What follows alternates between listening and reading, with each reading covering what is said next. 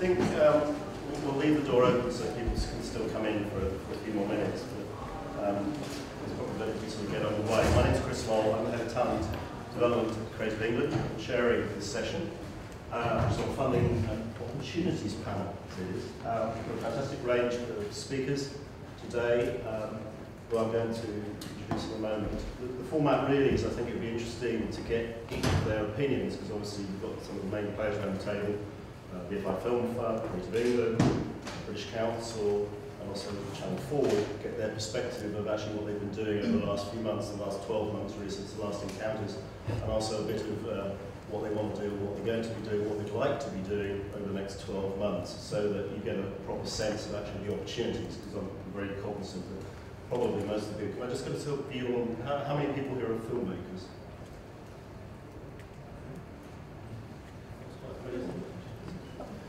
So, you know, and then there'll be an opportunity really to just ask questions of the panel, you know, either of individuals or as the panel as a whole, and they can be on anything, you know, actually sort of bigger sort of movements in short film and opportunities. So, what I'll do is introduce the panel first. We've got Chris Collins at the end, who's BFI Film Fund's senior executive.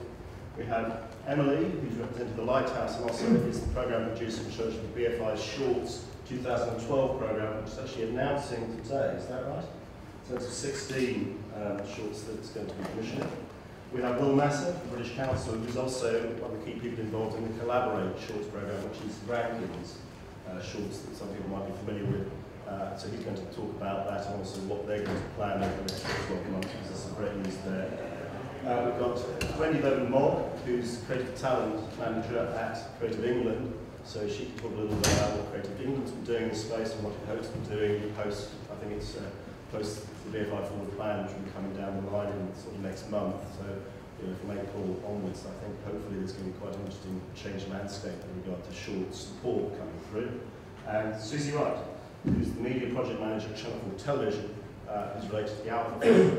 Does anybody know what the Alpha Fund is in the group? Anyone familiar?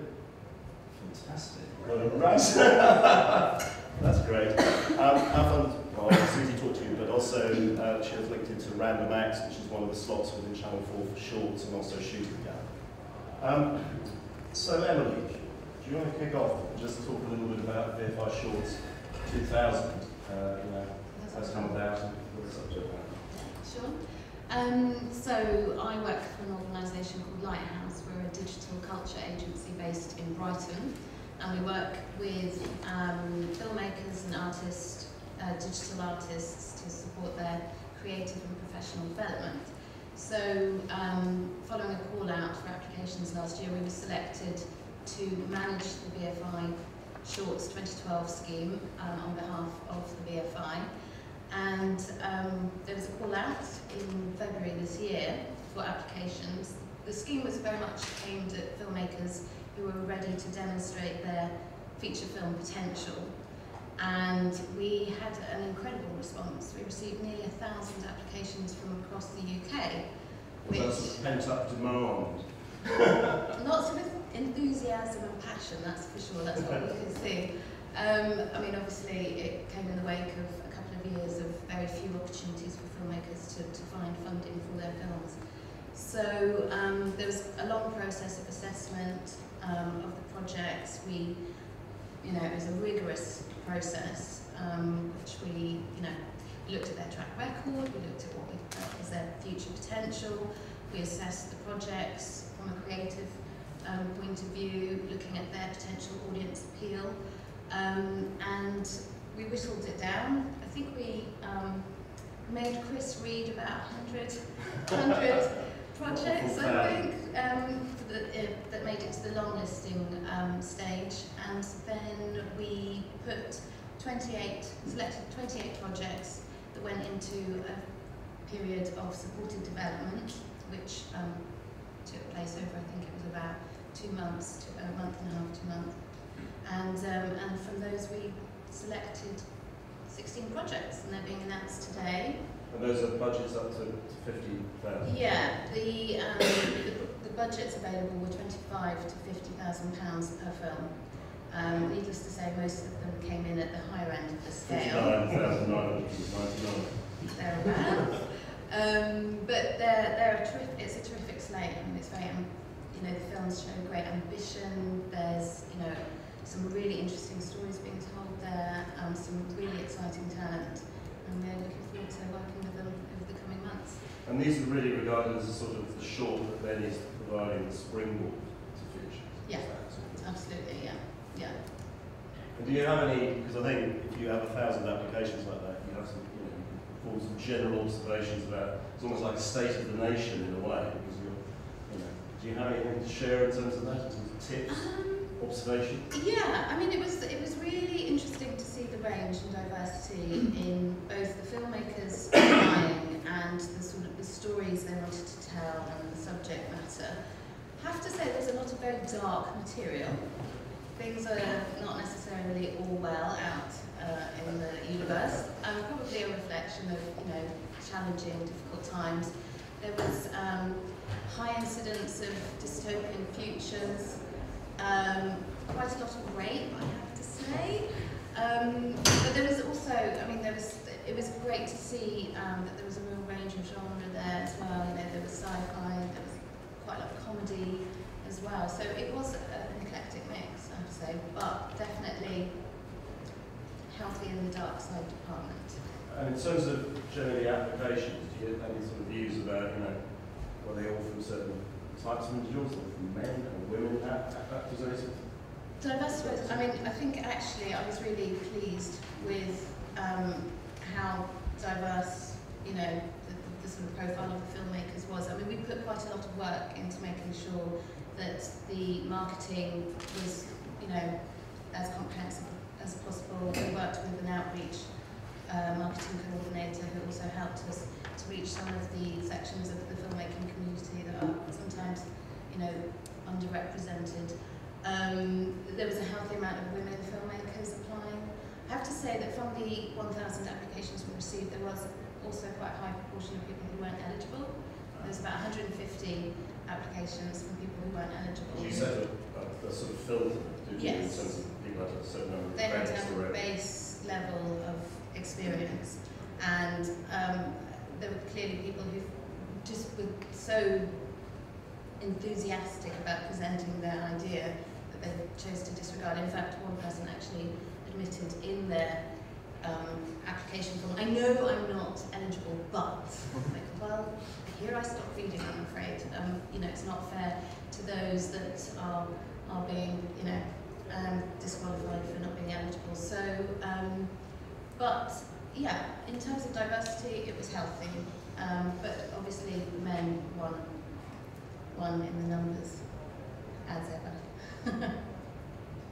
And in terms of, so these are going to about to go into production, you know, be delivered at some point next year. Are there any plans in place, you know, in partnership, so in terms of how they're then sort of showcased, distribution, anything like that? We're sort of working on that side of things now. What we are conscious of is that every filmmaking team will have different ideas about what they want to do, and that will be sort of relevant to either the type of film or the subject matter perhaps even, or where they are in their filmmaking career, for instance. There are some people who aren't as interested in going down the festival route, for instance, who are more interested in looking at online distribution and just getting it in front, you know, seen by as big an audience as possible. What we want to do is have individual conversations with all of them to figure out what is the right route for them, support them through that process. Obviously, we want to showcase the films and make sure that they're seen as well, working around their festival plans. You know, we don't want to compromise their chances. So it's not a one-size-fits-all process. It's very much about tailoring it. And what we hope to do also is to seek out and broker, I guess, some interesting potential opportunities for them that they can take up if appropriate. So that's all kind of under discussion currently. So it's about making sure, you know, we promote them and their work as best possible and make sure those films get seen. And what's the criteria for them that these were really fundamentally cinematic? Yes, shorts? absolutely. But, you know, with, you know, in the knowledge that sometimes there may be other ways to exhibit or, you know, distribute. And also we're quite interested in looking at ideas the filmmakers have about what they might do around the film itself, and you know, extend the sort of, I guess, story world of the film on other platforms. So that's, you know, aspects that we're really interested in exploring and supporting them on. So Chris, I mean, you obviously commissioned the scheme. So in terms of for you, what's the measure of success, I suppose, at the end of it? What do you want to, how you measure whether it's going to become successful? Well, I think just on the quality of the films, really. I mean, you know, the kind of reasoning behind this particular scheme was because there'd been a bit of hiatus in short film opportunities because of all the changes from the film councils, if I am whatever. You know, it's very difficult to do anything as wide-ranging as big as this. So, you know, very aware that there hadn't been many opportunities at the high end in terms of budgets for people for some time. It's probably since Cinema Extreme. Cinema Extreme, I don't know who was aware of that scheme, around for about 10 years, sort of joint Film for UK Film Council scheme, out of which came Andrea Arnold and Dwayne Hopkins and, you know, lots of other filmmakers, but very much skewed towards a sort of extreme art house sort of vision of filmmaking. You know, and we're very aware that there's huge gaps in terms of opportunities for people to prove themselves, especially in the kind of more entertaining areas of filmmaking, like comedy, you know, sort of light-hearted drama, sci-fi. You know, or you know, we wanted animation. No, we excluded animation. It's actually specifically excluded animation because animation really requires very specific skills, I think, both developing and, you know, in terms of selecting those projects. But we will be doing something for animation quite soon. We hope to be able to announce that in the next couple of months, because we're very, very aware that animation needs, you know, lots of you know, investment and you know, help and especially to give people opportunities, and that's something that particularly the Film Council didn't do at all. No. So it's time to do that, and we're doing a lot of thinking around that, and there definitely will be an initiative soon, and there will be other initiatives coming down the line on that. But no, we're very, very pleased with this scheme, very pleased with the range of, you know, fantastic filmmakers who've done brilliant work today. You know, what we'll do hope is we'll support them properly to get them to really make kind of, you know, standout films which will be able to go out to the marketplace, and financiers will go, oh yeah, I see what filmmaker can make from this. You know. And one of the interesting things I found, and we all found doing this, was that various filmmakers came into the room who had perhaps made a tough drama, you know, in the previous short, and then had been working away, and then they sort of thought, well, actually, you know, what kind of films do I really want to make? Well, actually, I want to make comedy.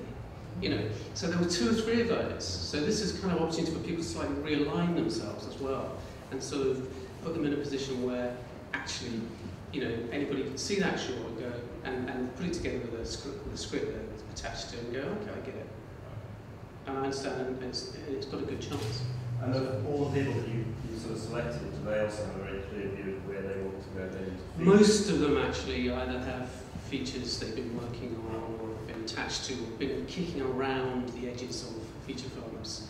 You know, the names that come up when people talk about feature films maybe haven't quite got enough work, or haven't got that thing that just pushes them over the line. Having said that, there are 1 or 2 people who are actually much newer.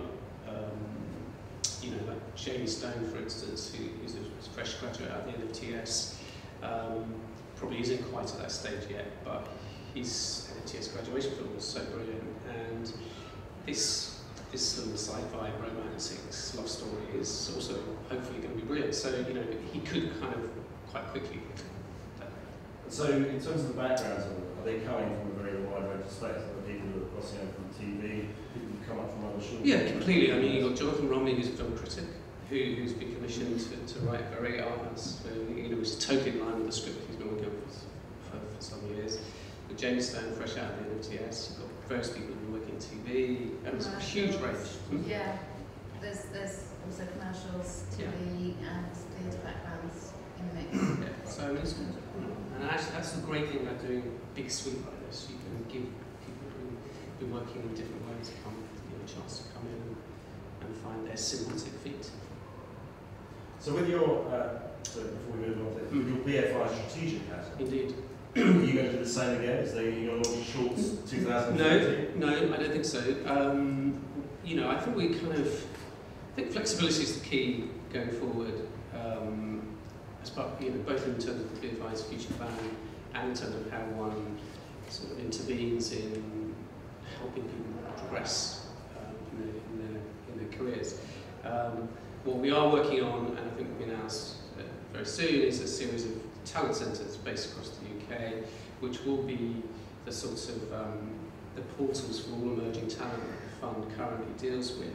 As part of what they do, as well as developing screenplays, they're also doing a range of short films, including, you know, variety, you know, across a whole variety of budget levels, from, you know, maybe the first, you know, second short at 10 grand, and maybe it goes up to 50. It depends. You know, there won't be a set number. It'll be about who's been identified and what's useful to them in their career.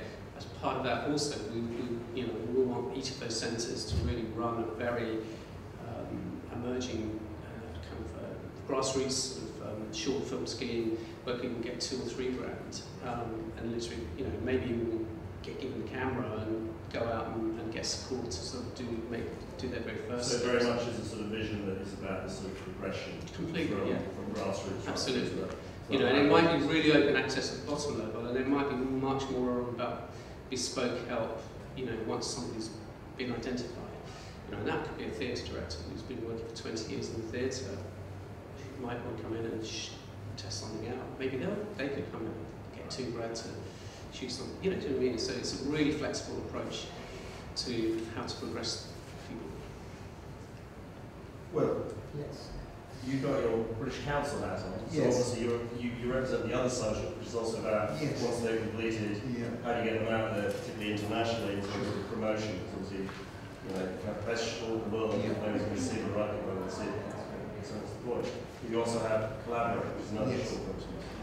I'll talk about Collaborate first, since we're on kind of funding and funding for production. A little background on Collaborate. It was launched in June 2011 at the Edinburgh Film Festival, and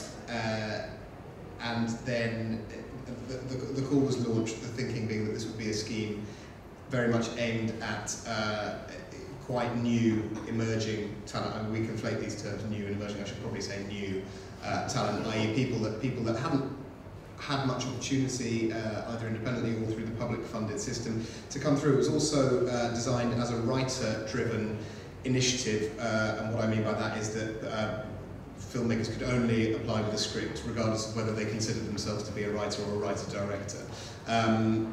We then kind of filtered it down almost in an X-Factor style, if you like. We had 1,300 scripts that came in, which was a lot of scripts and quite heavy duty in terms of reading and processing those amounts of scripts, from which we drew up a short list of 30.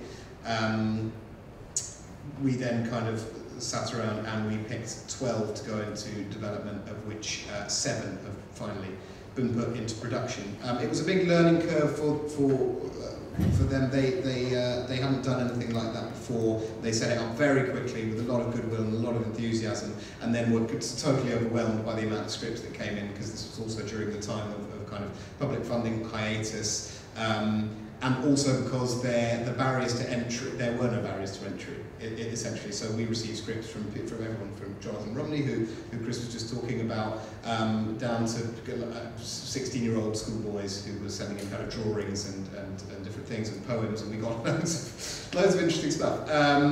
So it was quite heavy duty. I think they've learned a lot from that and will be refining their processes.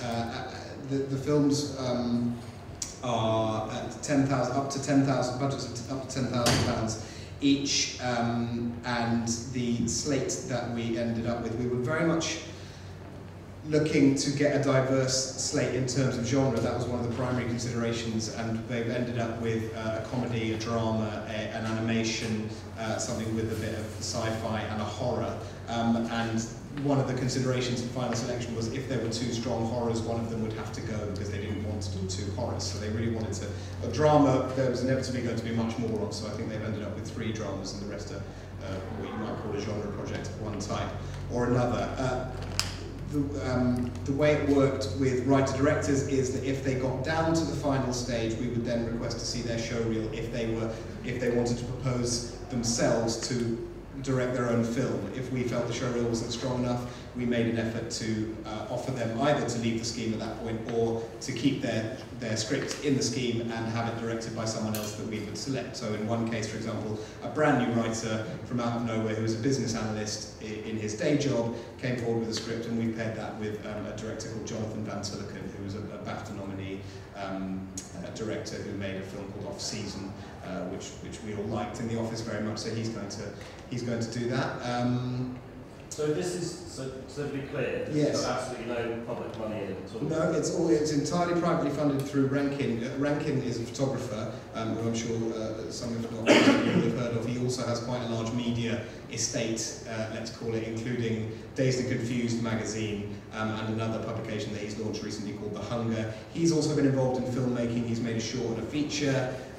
He has a fledgling film outfit called Rankin Film Productions. They've made some shorts. They're just generally interested in... So from what's the sort of, because obviously with public yes. money, thereby yes. there's a very clear talent development approach. What's in it for Rankin? What's in it for Rankin? I think Rankin originally was thinking he might find some scripts for him to direct, because he's hugely ambitious as a character across all kinds of things. He's also extremely busy, but the funding came from a place of a kind of benevolent place. He earns a fair amount of revenue, and he felt that there weren't enough opportunities out there for writers at that time. He keeps a close eye on filmmaking because it's something he's interested in, and he wanted to fund a scheme. And it has helped get his brand. I mean, you know, from the slightly more cynical perspective, although not really, considering he's helping all these filmmakers, he has got his brand out there quite significantly. They've been doing the rounds on the festivals. More creative people are coming through their door as a result. So it has had benefits. He hasn't taken an option over he has to produce the next film. No, not at all. Although they do retain copyright to the films, and they will be distributing them. They'll go through the kind of traditional festival route, if you like, and then they will host them on Dazed Digital, which is the TV platform for Dazed and Confused magazine. They've learned a lot of lessons from year one, especially from the inundation of scripts. I think it's 99%. Looking at 99% that the scheme will relaunch this year, probably in October. So keep an eye out on the website, which is www.collaborate.com with an 8, with the letter 8 instead of the A. Yeah, so it's actually collaborate. It's badly considered. Have a look for that, and you can see all the details of the projects that have been financed. They did end up financing some people that actually had some support previously through the system, if you like, through the public funding system. They're very keen to kind of stick to their guns a bit more in year 2, and they will be. You will not be able to apply if you have any kind of agency representation. So they're trying to lower the barrier, because they really do want to help the new people. I think they found it very difficult when people with strong track records applied and their scripts naturally flowed to the top. It's then very difficult to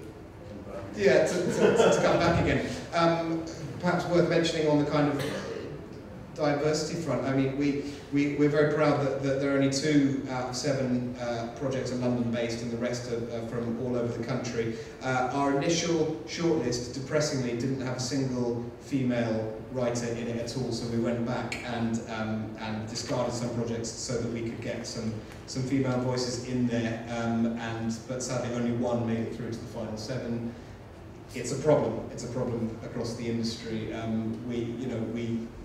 Technically they don't have to do anything about it if they don't want to, because it's private money. But we're all of the philosophical thinking that it's a poor slate not to have any kind of interesting female voices coming through. So we went back and we try, along with all other organisations, to spread the word as far and wide as possible and attract that level. So if you swap around your hat, yes. Your British Council hat, yes. Which is the other end. Yeah. Okay. So. At the British Council, I work in the film team as a film advisor, and what we do, the British Council is the UK's cultural relations organisation, and it has a big arts department in which we're responsible for promoting arts, UK arts and artists to new audiences and connecting them to new audiences. So in my case, that's films and filmmakers, and also establishing projects between countries of kind of interest and creative collaboration.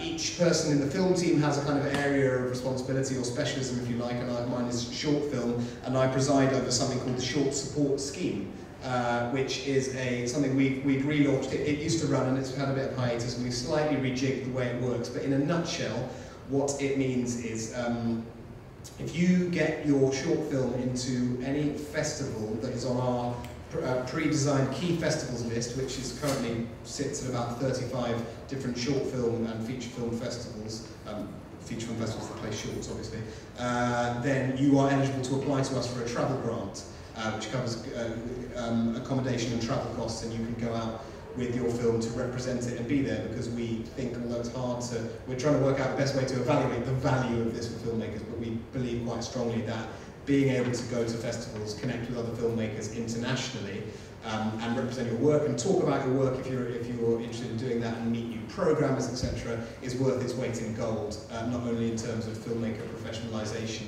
and going out on the circuit, but also we hope that kind of tacitly it will encourage festivals around the world to think about UK shorts seriously, which they do already, but also to think of the added benefits of programming British shorts, if it means that there might be a small delegation or contingency of British filmmakers attending those festivals, because I'm not going to pretend that film festival programming isn't sometimes political, and so, you know, they have to make an event and it has to be a good event. So that's our kind of thinking about it. On top of that, broader benefits of being on the scheme. Once you're in one of these festivals and you've applied to us for a travel grant, you're taken on to the scheme, which has a number of other benefits. We have very good relationships with programmers around the world who come to see us. So Oberhausen come and visit us, and they do a couple of days of screenings in the office. Hot Docs are going to come and see us while they're over for the London Film Festival, and they come to us as a kind of one-stop shop for recommending shorts. So we do, to an extent, a semi kind of fulfill a kind of curatorial role, in that we have the ability to recommend new work by short filmmakers to programmers who come to us for recommendations. We're trying to create other benefits for the scheme. We're going to launch we have just launched a series of bi-monthly networking events where everyone that's on the scheme today will be invited, and we're going to have a named speaker. Anna Higgs from Film 4.0 is going to come and explain how filmmakers can engage with her and that organisation. And we do fulfil a kind of programming role. We engage with a lot of countries, and they invite us to program kind of British film weeks, or to do kind of UK focuses within festivals. And we are going to start programming more shorts in front of features and suggesting shorts packages. So if you get in with us, so to speak, through these channels, there can be a lot of kind of ancillary benefits for your short film. As I'm sure you all know, there are huge financial dividends or potential for short filmmakers, but in terms of exposure, we can really help. We have had to set a kind of quality threshold. We don't accept unsolicited material for consideration. You either have to have been accepted onto one of these festivals, which we're using as a kind of quality filter system, or be recommended to us by a key partner, such as DocFest or Encounters, who's one of our partners, or Shorts International. And even then, we won't necessarily take it onto our books, but they can come through those channels. We had to do that simply because the volume of short films being made now is overwhelming. It would be a full-time job for one person simply to filter the amount of stuff coming through, and invariably the quality is not good enough. Again, are you primarily concerned with what we would call cinematic shorts, or these come from anywhere? Yeah, I mean, we take on experimental, documentary, animation and live action. They have to have something going for them. I know that sounds a bit clear, but they have to either be that kind of have that cinematic scale, or they have to be extraordinary. I mean, the experimental work is always impossible to judge what's going to come across your desk. But yes, this is why we did the festival thing, because we kind of have the opinion that if it's good enough for Locarno, it's probably good enough for us, and if it's good enough for Oberhausen in the kind of more experimental area, then it's going to appeal to other experimental programmers around the world. So it's not a subjective judgment on our behalf necessarily, unless it's coming through these other channels. You qualify automatically if you've got into one of these 35 film festivals, but there are a lot of other films out there that we think might have merit, etc. And I'm staying for the whole of Encounters to watch British stuff, and I'll be keeping a list, and I may invite some people to come onto the scheme, depending on whether I think it's appropriate, whether I think the short has the potential to travel internationally. A lot of shorts stay within the UK circuit because they don't cross over. So that's what we do. It's a little bit, you know. So that's quite a recent development in the British. I mean, it's presumably Riley coming on board and raising the whole. The team has certainly been revamped. Within the arts department at British Council, film has shot up the agenda. It was very much had been left out in the cold slightly. It was a reduced team with a tiny budget. That's changed a lot. We're a much bigger team. People have been hired in that have other industry backgrounds and haven't just come up through the council necessarily. It's a great place to work. We did used to run a short film promotion scheme. It got slightly out of control. I think we had about 95 shorts on our catalogue at one point, which is unwieldy in terms of promoting to programmers because they don't know where to start. But back in, in a reflection of just the kind of financial circumstances we're going through, we used to pay for 35 mil prints to go. We used to have our own subtitling department, and seriously, and we can't do that anymore, sadly. But we're doing everything we can for short filmmakers. And just segues on to Wendy, talk about it. So at the moment, there's an area here which also you're involved with, and Wendy I know as well, but also some of your editorial side is which is the sort of talent tracking side as well. Yes. I just wondered if you could segue into that, because that's another bit how the organisations, the British Council, Credit England, BFI work together. Yes, your turn. I've talked for ages. Well, really, on that front, it's just to say that we all do talk to each other about people that we found, and we have an informal networking group between British Council, BFI, and Creative England, where we get together and we say, what have you seen recently? Who have you found? What are you up to? Making sure that people aren't slipping through the net, really, and also just keeping each other informed and sharing DVDs and making sure that we know what's out there, because before the demise of the Film Council and the RSAs were in existence, there were talent spotters pretty much in each of the regions. That's no longer the case, and within Creative England we have a talent team of 5 people effectively doing the job of, I think we worked it out, it would have been about 30 people across the country doing this in the past. So it's really important for us that we still can keep on top of the work that's being made. As everybody has pointed out, there's a hell of a lot of it out there. So we're all just getting together to make sure that we're sharing information, and we're very good about doing that. We don't find someone and go, oh no, they're mine. We're keeping them. We say, we found this person, they're great, have you heard of them? And I know a few instances already where some of the names that we saw around, I know we all watched the films and we've met at the next event and yeah, love it. What are they doing next? How can we help? So that tracking side is much more together. Yeah, very much so. We share the information. We all do our own tracking. We all go to different events. We all have different ways of getting new filmmakers' work into our departments. But when we found something good, we don't sit on it. We share. Do you want to say something about what Credit England is doing? Yeah. So just to put it into context, to start with, Creative England are just about to turn 1. So we've been going. Council is 18. I know. No, we're quite young, but so we've been going since obviously October of last year. So it's been a case of going from 0 to 60 very quickly, I think. At the moment, we don't have specific production support for short films. We're hoping that as we move forwards, that this is something we will be able to be involved with in partnership with BFI, but to be announced, I think. But really, our support for new and emerging filmmakers is inherent really across all of the activity that we do. Before I talk about what the talent team are doing, I should also point out that Creative England also has departments which do production liaison support, so you can go to them if you're looking for crew, if you're looking for locations, and although they are, again, it's a limited, there are limited numbers of people in the team, and a very low budget short film probably won't take precedence over World War Z, films of that kind of level. There are people at Creative England who can help you if you're looking for people or for places. So that's anywhere in England outside of the M25. That that's the area we cover. So just to be clear on that, we're supporting regional filmmakers. But within the talent team, we've got loads of things going on.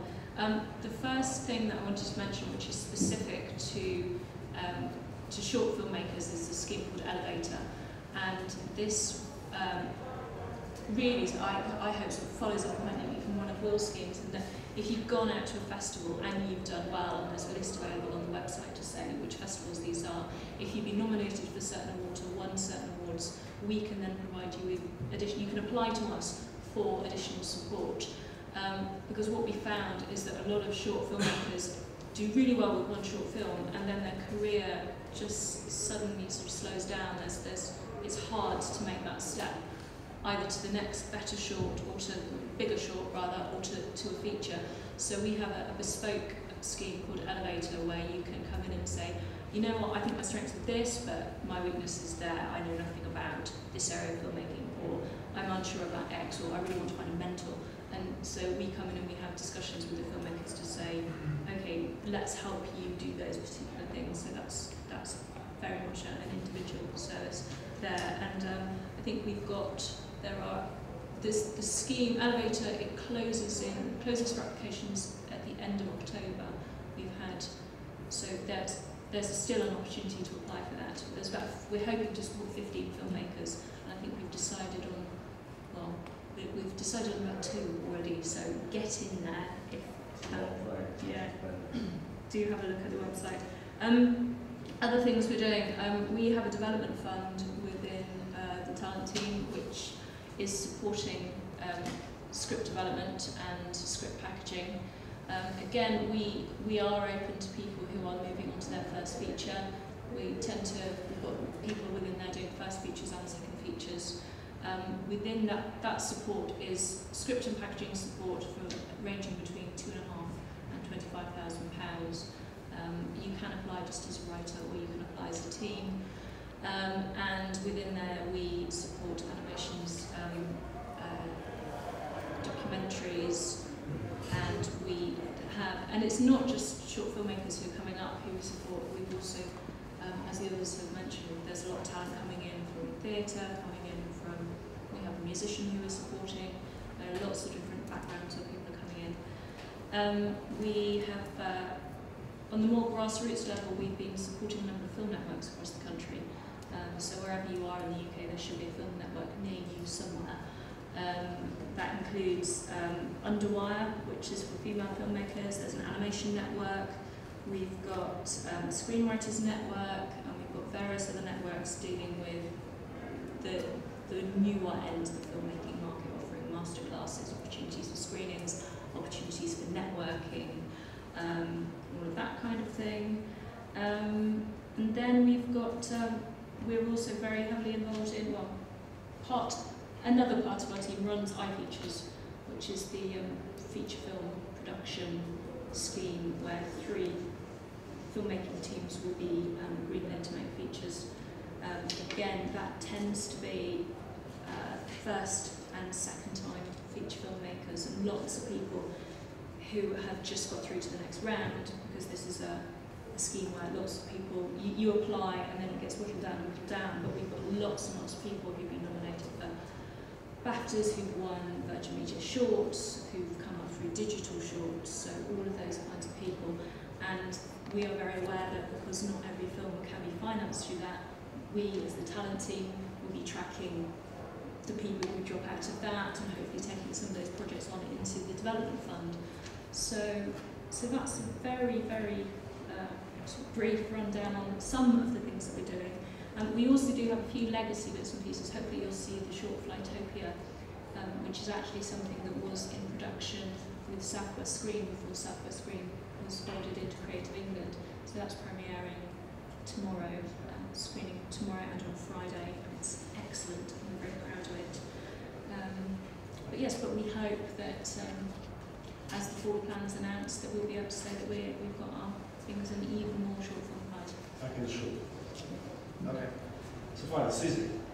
Channel 4. Channel 4, it's really interesting learning about all of the different sort of activities that my fellow panelists are involved, because that's a lot of what creative diversity is doing, because we are a department that has been going for about 2 years at Channel 4 that was born out of a number of priorities, one of which was nations and regions, the other of which was connecting with brand new talent. And I think sort of the current message that's coming along here certainly is who else is working in the creative industry, who else can bring something new, either to TV or to film, from a theatrical background, photography, artistic, whatever it is, somebody who can bring something new, through a lens, and that is certainly something that's particularly interesting to me and my fellow media project managers, of whom there are 4. 2 of us work up in our Channel 4 has a tiny little office in Glasgow where we do our nations and regions output and concentration, and that involves going out and trying to get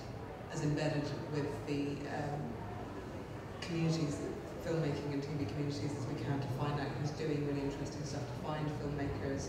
We have a relationship with the Black and multi-ethnic filmmaking community, most of which is based in London. My colleague Ravi as well is very, very involved with sort of the Just Do It filmmaker community, of whom there may be a number here. We have a relationship, Channel 4 has a relationship with Vimeo that has been agreed to in the last year, which none of the other broadcasters are doing. And that's a really, really exciting means for us to kind of go in. Filmmakers put their films up and we can view them. We get recommendations from Vimeo. We find it a really, really useful way of finding, that new talent. In terms of what we can do for that talent, obviously as a Channel 4 department, we have very close links with all our commissioning departments, drama and film probably being most interest to the audience here. And there's a lot of discussion, and I'm thinking as well that we all need to exchange emails so I can get in your talent troll exchange group, because that's certainly something that we're very, very keen to find. You have the Alpha Fund. And we have the Alpha Fund, which is a £2 million development pot, which is aimed, the priority for that is finding new talent and giving people who wouldn't necessarily have considered approaching a network broadcaster either with an idea or with a completed film and saying, this is what I've done, this is what I want to do, and giving people an opportunity to create content that has been conceived of with Channel 4 in mind. We have quite a high bar because of the nature of content that we publish, but it's also saying, think about what Channel 4 is, who our audience, our brand, and what we're doing in the film side of things, and what your idea, how that might potentially fit. If we think it's a fit, we will make it happen, and we will use those ideas to either form part of the shooting gallery, which we invigorated at the start of this year. We've done, I think, another one just went out last night. If you look on 4OD, there are 3 segments of curated, beautiful, brilliant short films, some of which are from international filmmaking talent, but the priority for us very much is UK Indigenous talent, and sort of looking for who is the next Shane Meadows, who is the next Andrea Earle, all of whom will have had their first shorts featured 15 years ago when the shooting gallery first started. Another option is Random Acts, which is our arts strand, which runs at 5 minutes to 11 every night. And again, those are really interesting ways to find. We did a film with ballerinas, in a strip joint. It's finding really interesting ways of providing an artistic experience to our audience, but is in itself a really beautiful short film that can also go out into festivals. What has been found from having been to a festival and thinking this absolutely works for us. So there's a sort of acquisition side which is showcasing, yeah. And there's also initiating funding. Exactly, and the showcasing side is really important to us because we want filmmakers to be able to feel that Channel 4 isn't a sort of an impenetrable, it's only for the big boys. It's about people feeling that, certainly my department, creative diversity, if you go onto Film Producer's website, you'll see there's a lot of information about what it is that we do. We are accessible to filmmakers who just want to say. So you don't need to come into Channel 4 for a production company or for a producer? Not initially. We would ultimately do a matchmaking process where it's appropriate to do so because of the nature of our contracting process. But initially, we're just looking for new talent, and we want people to be able to say, I'm here, you need to see this. And the Alpha Fund is the means by which we help people who have really interesting propositions get that onto the next step, whether it's for a completed film or getting it in front of a commissioning editor for them to take further. It could be script development. It's all things. It's a very, very bespoke service that we're offering. Okay, so through the website there's a very clear way to just get to you or one of your colleagues. Yeah. Right, so those are the, I mean, we haven't got representatives from some of the other organisations. There's obviously at the moment nobody on the panel from Film London. I know that Film London, particularly filmmakers based in the capital, have short schemes. The Borough Shorts has actually been very successful. Also Maggie Ellis, who runs that sort of part, has been very smart about getting some arts council support for more artist-based shorts as well. I think that Creative Scotland recently, I think it was in Toronto, didn't it, announced that it's about to go back into the sort of short business again, doing some funded shorts in collaboration with Hopscotch Films and also Digicult. So that's very much for sort of Northern ones. You know, I think there are equivalents as well in different ways in both the other nations in terms of Northern Ireland and Wales. So that's a fairly good snapshot, I think, of sort of what's out there. It's now really your opportunity to put anybody on the panel on the spot. Ask questions of people. Anybody? Yes. I'm sorry, I came a little late, so I didn't get your name. The gentleman from the British Council. Will. Hello. Yeah, just a simple question. In terms of when you guys look at the films, so if you're selecting the films, well, okay, for example, we've got a short that's screening in the Best of Southwest, and it was inspired by the discovery that Fred West's ashes were scattered off Barry Beach. And my brain works in funny ways, and I thought, well, you imagine if you were a parent and you saw your child drop a sandwich and eat it, and you just made that completely irrational connection. So it kind of went from there. But for example, would the British Council deem, or we don't want to kind of, represent kind of something like that to the world, for example, even though it's a million miles away from the horror of the reality of what happened in, Cromwell Road in Gloucester. Do you see what I mean? I see what you mean. It's a very interesting point you raise. No, within our team, no. I mean, this could get enormously political and philosophical, but obviously we're a British organisation, and one of the values that we hold dear is freedom of speech and creativity and being provocative and boundary pushing, as long as it's not, particularly offensive or incendiary or likely to cause offence to any particular groups, or offensive to, as long as it isn't the innocence of Muslims, for example. We have to, there's always an interesting area where what we would like to promote to the world and what we would like to champion ends and local cultural sensitivities begin. So we have to programme, for example, in the UAE or some more conservative countries, quite what we would consider to be perhaps a little bit bland in terms of film programming. They can't contain any sex, violence, or drugs, so they're not necessarily a realistic snapshot of contemporary Britain. Which isn't to suggest that we're all drug, adult, sex addicts. It's a whole But do you take my point? So I had a very interesting conversation with our office in Bucharest recently about the film Weekend, which we wanted to open the British Film Week that we were programming there. Weekend, if you haven't seen it, you should see it. It's fantastic. Drama, love story drama in which the two principal characters happen to be gay, and I think that's an important distinction. I wouldn't say it's a gay film necessarily. It's not going after that niche audience necessarily. It breaks out beyond that totally. It was a wonderful film. There had recently been some very violent anti-gay protests in Bucharest, and so we discussed for an hour about what we should do, and is it important to show it in the face of that, or is it too dangerous to show it in the face of that? And they watched it in their office, and one person left the room because they didn't like it. They felt that it was an affront to their domestic values or whatever it was. I don't know, and I don't know who the person was. In the end, they went for it, but it was a discussion. So, yeah, I mean, we're not going to show something that's really graphic in a conservative Muslim country, no, because we can't, because we are ultimately in the business of cultural diplomacy, I suppose. Does that answer your question? Good. My apologies for being so late. I practically missed it completely. But I have a question, because it's very pertinent if somebody can answer this and help me out. I am Spanish by birth, and I've been here for 25 years now. One of my films, Webbed, is here on Best of Southwest as well. Webbed. But the truth is, it's very hard for me to get any funding. And I could go the Welsh side because that's where I've been based all the time, but still I'm not a Welsh woman, even if my children are Welsh. So I'm not even Spanish now because I've been 25 years in here. So can somebody help me? Or throw a line? Which way could I go?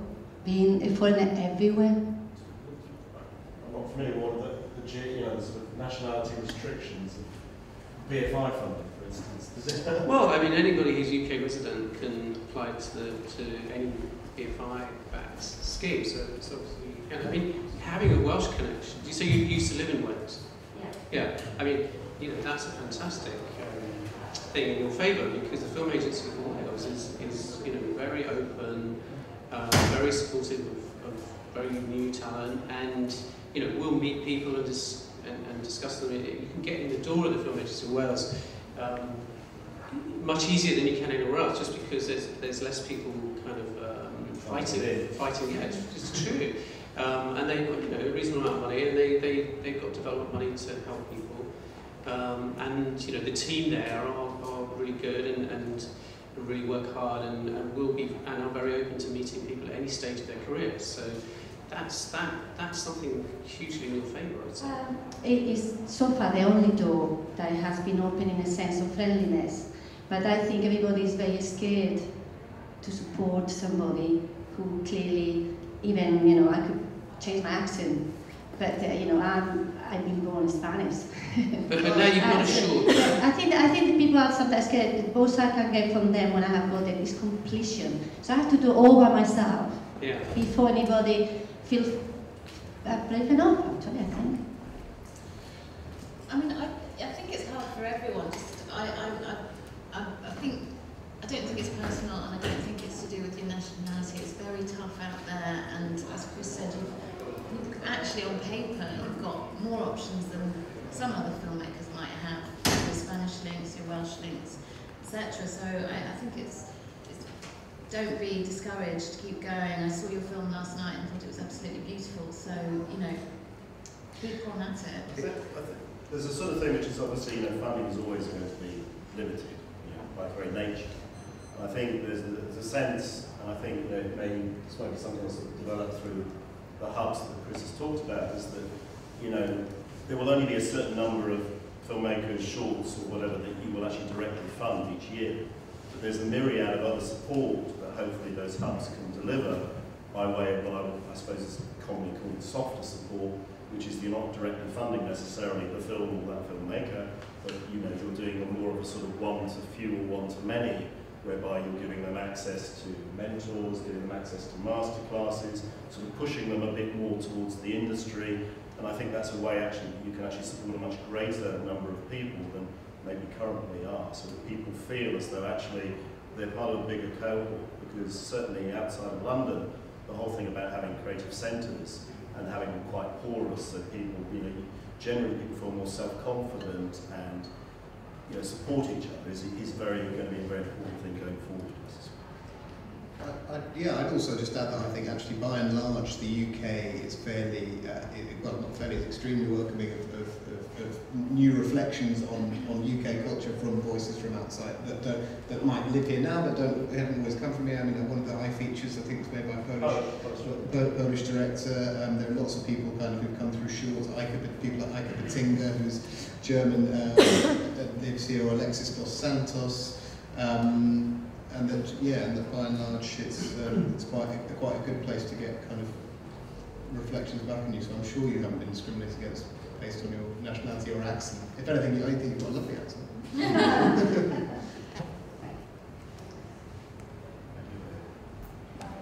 My question, I guess, is kind of for Wendy. It's sort of for all of you really, in a sense. I'm a writer-director, and one of the things that I find quite prominent and important in my when I'm making films as a producer, and I want to be able to. I'm quite new.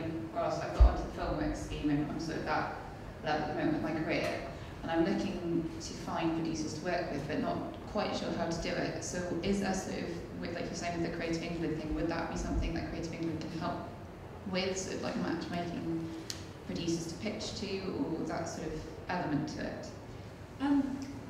We certainly don't offer a particular scheme to do that, but what we tend to do is with people who come up, particularly through the development fund, that is something that we do. You can apply to us as a writer-director without a producer, and we have had people come up that way, and we have put them in touch with people, and partnerships have been formed. So it's not something that because we are a small team, we get a lot of people requesting those bespoke introductions, which we just physically can't manage to do. But if you come onto our books, then yes, we do that, and we also in conversation with different producers who we know are looking for things, we will name drop, and we do that kind of thing. The other thing as well is you're always welcome to give us a ring and talk through your particular case and see if we can offer any advice direct to you, rather than in this room, and you'd be welcome to come and speak to me afterwards about it. The reassuring thing in a way is probably there are as many producers there desperately seeking to talk to you as you are seeking to talk to them. Who ask for our advice? So the producers, in a way, unless they have the talent relationships, I would argue with actually the producer, because actually that's the fundamental thing producers having those talent relationships and being able to spot and help to develop great talents. Networking is absolutely crucial as well. I think in as much as, and I think it's certainly with something like writing as well, because it's quite a solitary activity by nature as well. It can sometimes be hard to come out and go and present your baby to somebody for them to take up. I think coming to this kind of event is absolutely crucial for everyone, because it's how it sounds really obvious, but it's how you form relationships with people who you are ultimately going to trust your creative project to bring to fruition. So absolutely crucial. That was one of the reasons we supported filmmakers, because we liked that fact that actually, we did allow sort of broader writer, director, producer cohort to certainly the same level to go forward. Yeah, so within our talent networks, there are definitely ones that you could go along and meet people in the room. Yeah, I just wanted to add to that, and off the back of what Susie said, I mean, networking is a bit of a dirty word actually. Sometimes it makes you think of bad wine and awkward conversations.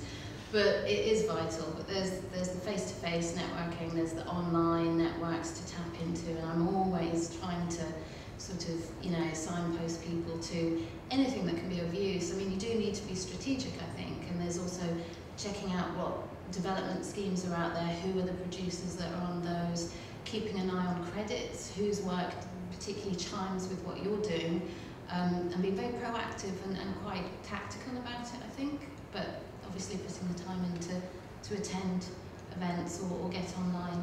And if you're not already, women film and television is a really great resource as well, so get on there because you know them. Lovely wise also. I don't know if it'll run again next year, but there was also a scheme that's run twice now called Triangle, which has at its core a large networking component. I think the first year they had 80 filmmakers who didn't know each other in the same room for a structured day of kind of team building, team forming, and then the project came after once the creatives were in place. So look out for that as well. It does raise sort of a question, Emily, Chris, with the episode. It's actually how important is within what you do, the development of the producer as well as the director or writer. I don't know what you feel about those shorts.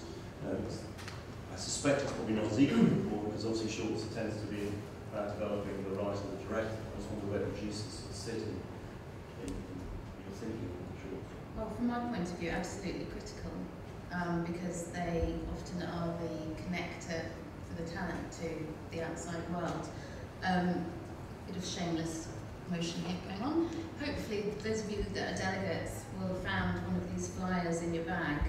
Lighthouse runs a mentoring scheme called Guiding Lights, and we've just opened for applications for the 5th time. It's been running since 2006, and that's open to writers, directors and producers.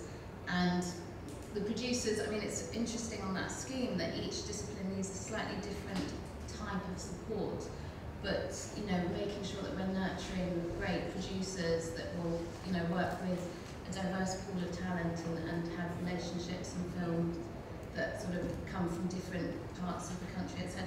is really important. So, I mean, from my point of view, and I come more from a producing background, it's vital. I mean, short films are great opportunities for everybody involved, you know, not just producers, but DOPs, crew. I mean, everybody learns a huge amount every time they make a short.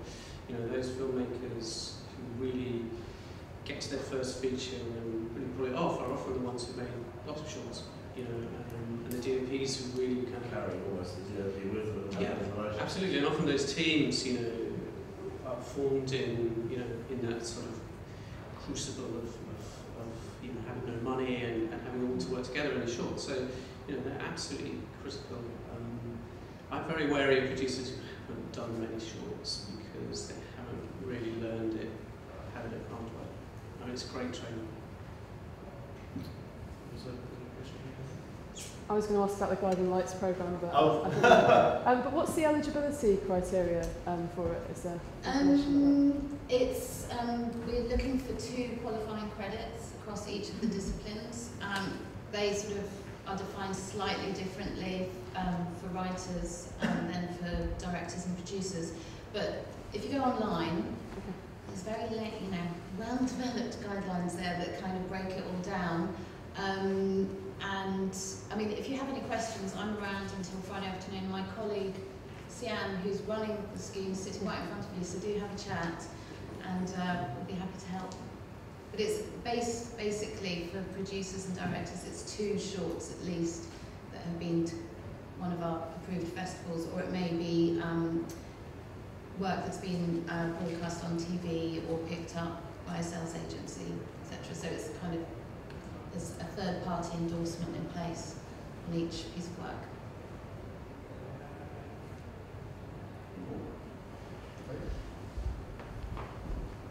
Question for Chris and the BFI, and you mentioned that at the moment, kind of, or probably one can say that animation is off the agenda, or rather you haven't got a programme for looking at animation development. Is there anything in the pipeline, and you're trying to open up about why you think animation and live action are so inherently distinct in terms of the creative side of it? Yeah, there are things in the pipeline, and you know, as I say, we talk to lots of people about what they like,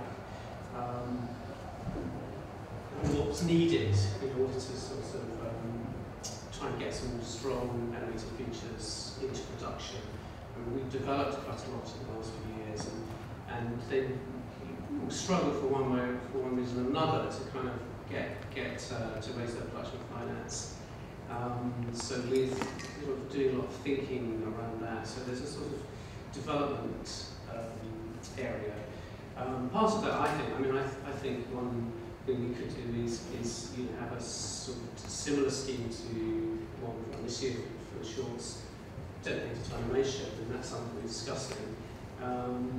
You know, the question of how much money is needed and how many, and you know, so on. And I think that could be a strong intervention, and it could give people really strong opportunities to prove themselves and show that they can then go on to create features. But you know, that thinking is slightly ongoing. I hope by the end of the year we'll have a clear plan on that. It's been quite interesting observing the developments at the NFTS, where you know, they train animation directors, but in the last 2 or 3 years they've ensured that the writing is done by the guys that are doing screenplay writing, and editors are live action editors, musicians are full on, you know, so they haven't limited themselves to it's just an animator's game. It's actually filmmaking writ large, and the writing quality of the animation they're putting out is naturally so much better. And I guess in our experience, we use a lot of writers who come out of live action, to be honest, in terms of story on feature, because the structures and the rigour there is exactly the same. And I would almost say that the rigour that you would apply to an animated feature script, I wouldn't say you should go through the whole process of storyboarding, but the rigour that you apply to the script is a rigour that a lot of people should go through on the live action side. It's, you know, the way, this is what we've learned obviously working with people on DreamWorks and Sony, that amount of rigour of technique and the guys that you use. So for me, it's one reason I guess this year or last year we've run the animation side of encounters and the live action side of encounters together, because on the creative writing side there's an awful lot to be learned kind of from each other. It's about character, and most of our discussions are about character relationships. They're not about content samples, they're about character relationships, driving the story forward. And that's what you'd say to any writer developing a live action school. So it's just sort of, it's not a word of warning, but actually drawing up some of the dots. It's not that different at the creative stages. It's no different at all. We're still trying to write a compelling story. The rest of it is production. That's maybe a different ballgame. But at the creative development side, there's an awful lot to be learned from using strong writers to develop scripts with younger animation directors and writers who are trying to cut their teeth. The thing that's a big gap is most animators come out of very short form. The jump even to, and our approach would be, okay, you need to cut your teeth doing serious work, just get a lot of practice. Let's do, you know, if you've done 52.5 hours, that would be fantastic. You won't, but actually, how do you cut your teeth and actually running a team, actually understanding what the story's all about, and the big leap to features, which is a big, big leap for anybody. It's a huge leap to something to control and manage, and actually think up a work on a mountain story is a massive leap for most people. And I agree with that, and I think we're very aware of the gap, especially for those animation companies who are out there who do, you know, there's brilliant animators out. There's lots of them in the UK who make great commercial shorts, but often those animators and animation companies and producers don't have the skills to find writers, work with writers in that way that you learn after many years of developing feature film scripts. So I think there's definitely a skills gap there that we need to address and sort of bring both animators and writers sort of in line so you can develop those projects together. I think obviously that's what you guys have do brilliantly and learned. I think everybody else kind of probably needs to catch up with that. And if we can help that process, then we'll find a way to help that process, and that's part of what we're going to do. Whether that's could be a dedicated development stream with skilled people who've gone through and learned to advise on that. It could be mentoring, it could be a whole range of things. So we're looking into that.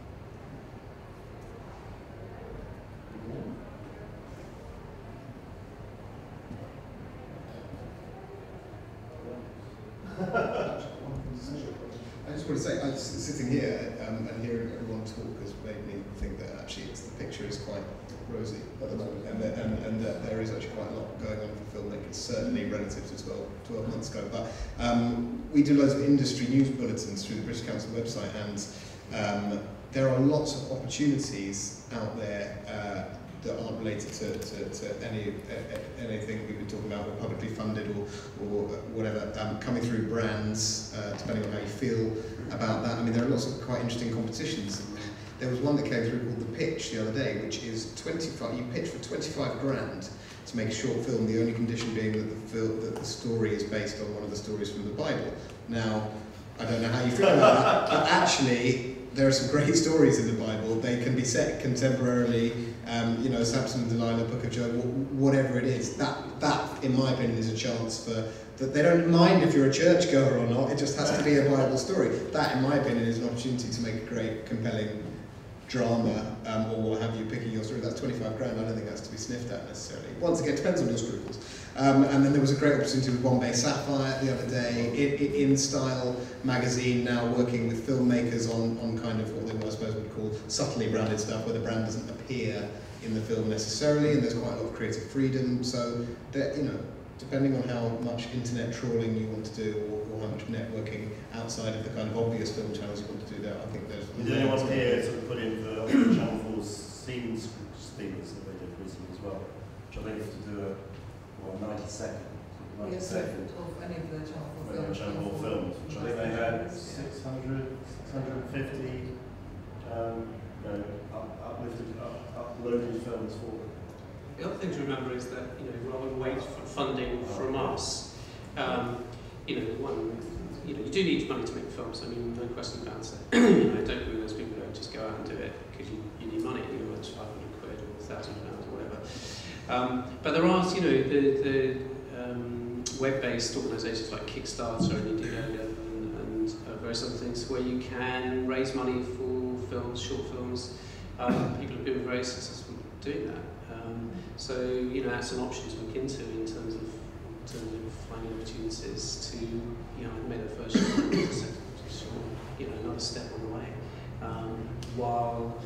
waiting for, you know, public funding and other schemes to from British fans, there's no restriction in terms of if it's student work, right?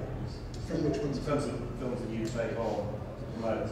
You have to be over 18. Oh, you have to be over 18. Yeah, and the film has to be a UK production or co-production, and you have to be UK resident. Over 18. Yeah, over 18, isn't it? Yeah. And the Film Academy coming down the line soon for those young ones. Yeah, super. And can I just add also, just off the back of what Chris was saying, and obviously I say this coming from a digital culture agency, but digital technology is, there are so many more opportunities out there than there were 10 years ago. It's really exciting, whether that's distributing your work online community, filmmaking communities. There's a lot of open source kind of information and knowledge that's available to tap in, and absolutely, it's all there if you're willing to kind of go out and do the homework and the research. And what I'd also say is that, you know, working hard to create your own opportunities does reflect well on you later on when you're applying to funders, etc. I think people like to see proactivity and initiative and not people just waiting for things to be handed to them. So generating your own opportunities is absolutely vital. Yeah. Okay. Well, as you've heard, most of the people on the panel around over the next few days. Feel free to post them. I'd like to thank everyone for taking the time. Thank you.